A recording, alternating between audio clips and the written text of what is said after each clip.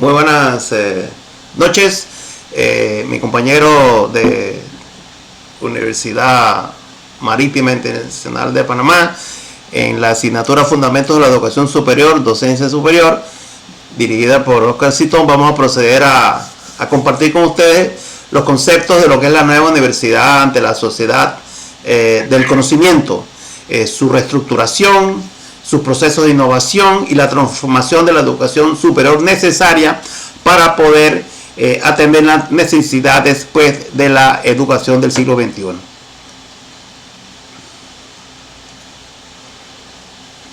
Bueno, sí, como primer punto vamos a abordar lo que es el problema, que sería el reto de la transición regional, la transformación de las sociedades tradicionales a sociedades de información y de conocimiento. Eso representa uno de los mayores problemas en el reto de la transición regional. Las situaciones heterogéneas, que no son homogéneas en diferentes países de la región de Iberoamérica, y el conocimiento como factor clave de la producción y del desarrollo. También tenemos otro punto, como muy importante que debemos mencionar, que se considera la universidad como el punto clave, como el motor central en un cambio social del desarrollo del conocimiento. Excelente, sí, podemos ver, Stefan, que el proceso de situación heterogénea, que las universidades son, y algunos países tienen recursos y otros no tienen, y eso los pone en una situación un poco pues complicada, ¿no? Entonces las universidades en un mundo globalizado pues es necesario ese cambio, ¿no? Para poder atender ese entorno de globalización, que uno de los elementos principales que son cambios y unas evoluciones periódicas, constantes, y nos caen de la noche a la mañana y tenemos que adaptarnos a ellas, y de otro modo pues sucumbimos y no somos sostenibles. En estos momentos ese cambio es necesario porque las universidades, muchas de ellas, tienen unos entornos obsoletos, estructuras y modelos obsoletos en una universidad tradicional. Entonces tenemos que adaptarnos a ese entorno y solamente podemos lograrlo con esa transformación. Pero esa transformación, el pilar fundamental para esto es la innovación, y con ello podemos alcanzar ese proceso en la educación superior. Bien, continuando con el tema de la innovación, es muy importante mencionar que esta debe tener un sentido ético. Como lo dice Albornoz en 2002, la innovación es la base de la sociedad y del conocimiento, pero, como lo mencioné anteriormente, siempre y cuando esté regida por valores éticos para que se consiga un desarrollo sostenible de la educación. Apoyarnos en las tecnologías de la información y la comunicación para enseñar, aprender y gestionar. Y evitar el riesgo de una brecha entre países, ya que si la innovación no es manejada o gestionada de forma equitativa o con pertinencia, puede aumentar la brecha entre países. Y entre las universidades de los países también. El concepto de pertenencia social consiste en que la universidad tiene que alinearse con la sociedad, ¿no? Tiene que haber una coincidencia entre lo que la universidad pretende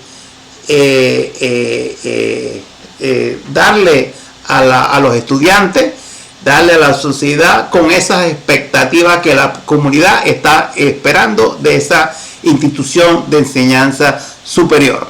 Entonces, ese modelo centrado únicamente en la graduación tradicional que se ha venido haciendo, pues hay que superarlo, hay que transformarlo.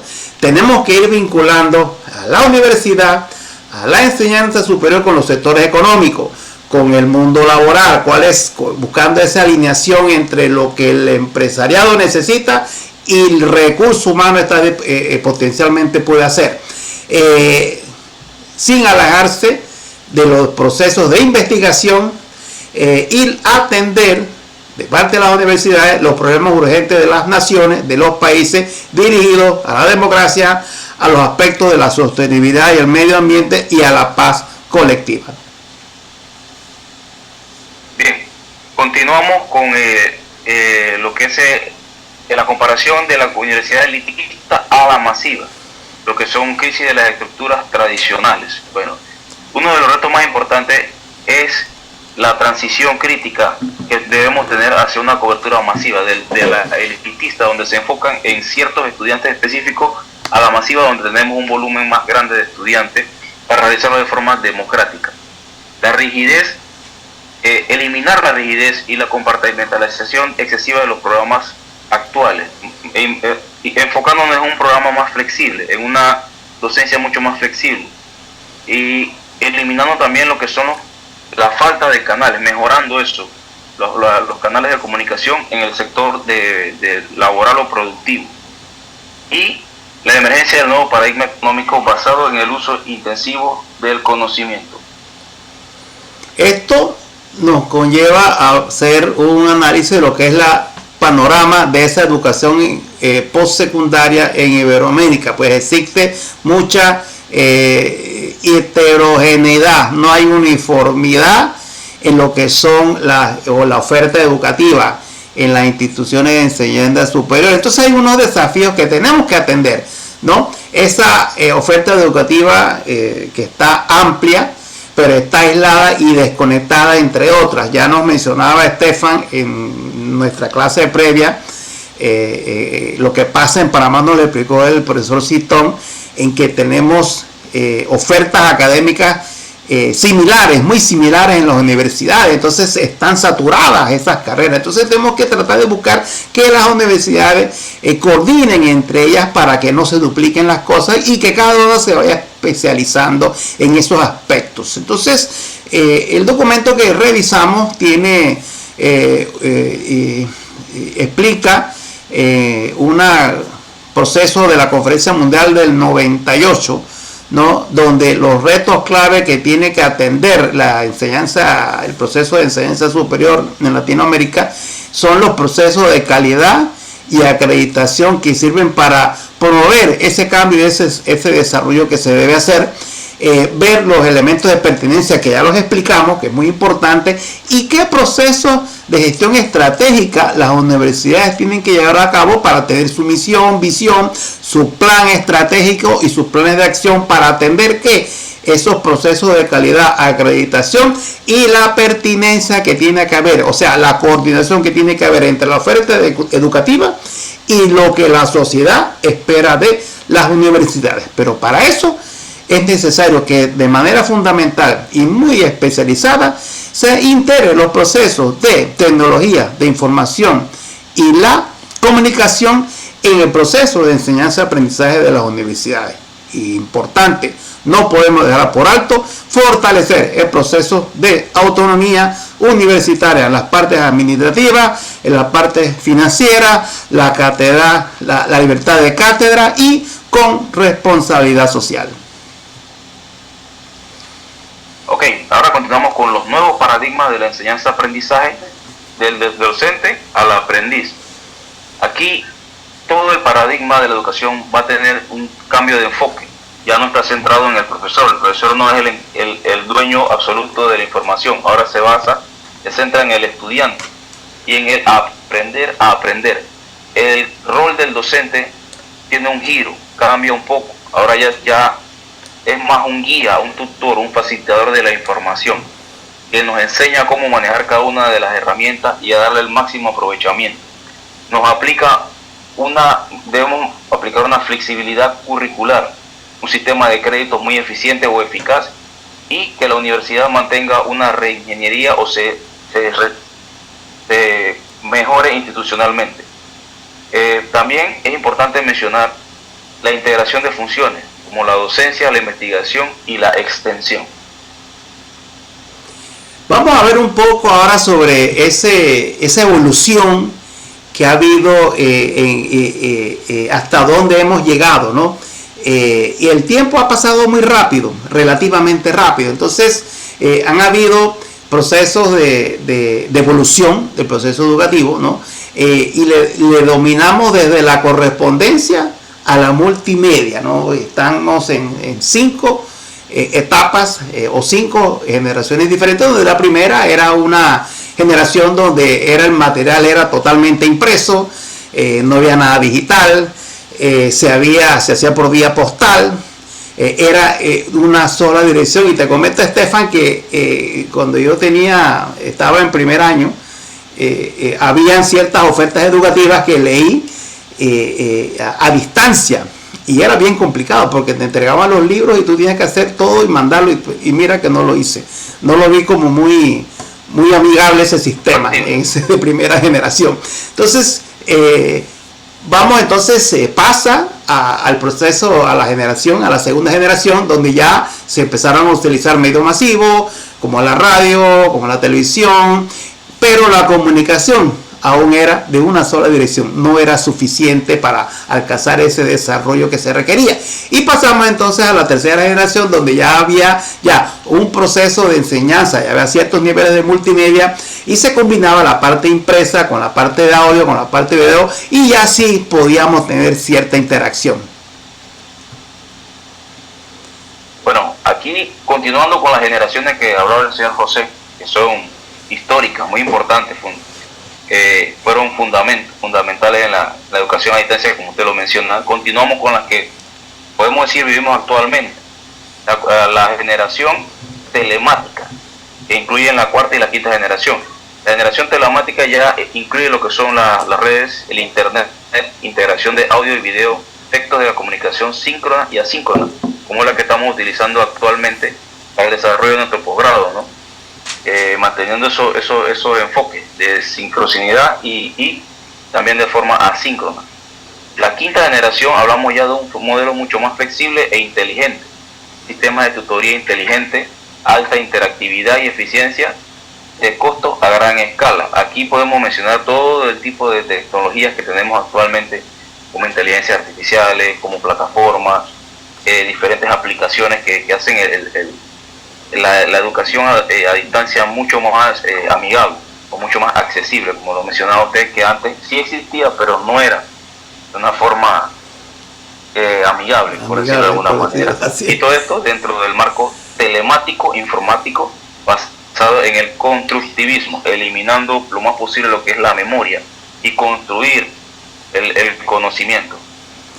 Bueno, Estefan, yo me siento que nosotros estamos en esa quinta generación, este posgrado de los MIP, ¿no? Que nos están enseñando a aprender, ¿no? Entonces yo pienso que ha sido muy interactivo, y pues mira, y es importante ver este proceso evolutivo, de ver de dónde venimos, qué era lo que había antes y dónde estamos ahora, para ver las cosas desde ese contexto. Entonces, pero todas estas cosas de la universidad a distancia, pues tiene desafíos, ¿no?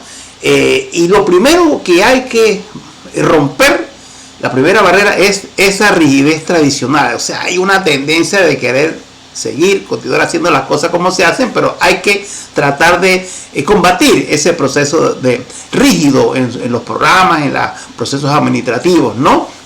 Entonces, muchas de ellas siguen, aunque son bien a distancia y usan mucho las tecnologías de la información, pues están ancladas en modelos de segunda generación que necesitan cambiarse.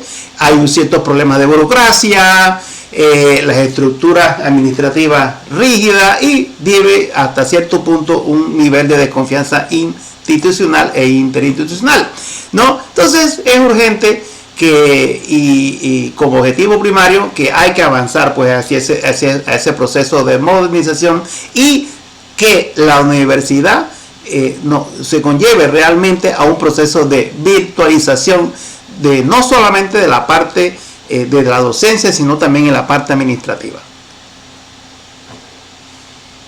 Ok, no dejando sin mencionar temas muy importantes como lo que son la evaluación, la calidad y la acreditación, que serían un punto clave en lograr una excelencia de una garantía de excelencia e impacto. La calidad vendría siendo, como hablamos, basada en el constructivismo, un rechazo a la memorización o al memorismo, y un impulso a construir, a ser creativo, a tener un pensamiento crítico e innovar.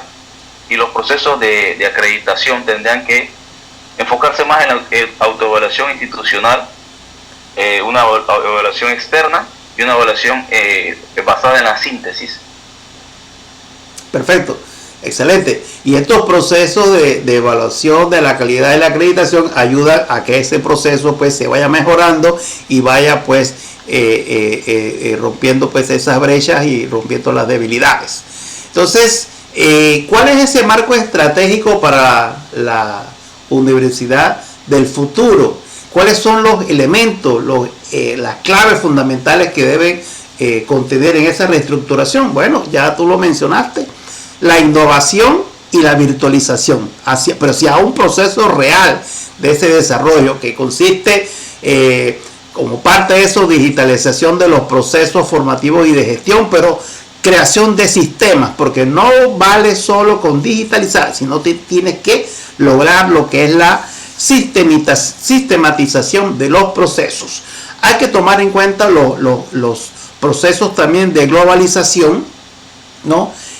A nivel de universidades, a nivel con otras universidades, a nivel con el sector del empresarial, no solamente a nivel nacional, sino en el entorno global, tratando de conseguir alianzas, consorcios y también tipos de redes internacionales y acuerdos para poder alcanzar eso, ¿no? Y muy importante eso en los procesos también de investigación y desarrollo que tanto es necesario en Iberoamérica.